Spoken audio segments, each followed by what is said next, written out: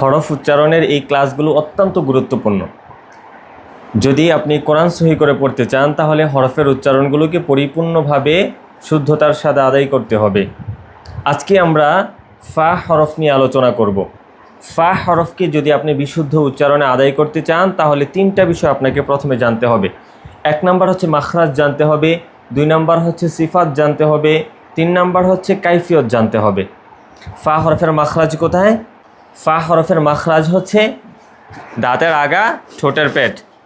ফা ফা ফা ফা।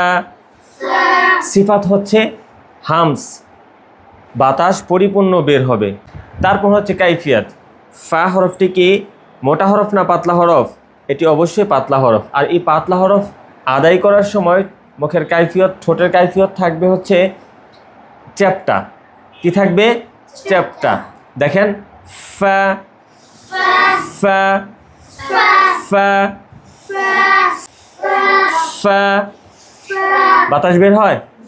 বাতাস বের হলেই এটা শুদ্ধ হবে। আচ্ছা বলেন আমার সাথে, ফাফিফু ফাফিফু ফাফিফু ফাফিফু ফাফিফু ফিফুফা ফিফুফা ফাফিফু আফ আফ আফ আফ আফ ইফ ইফ উফ উফ উফ উফ ইয়াফকাহুন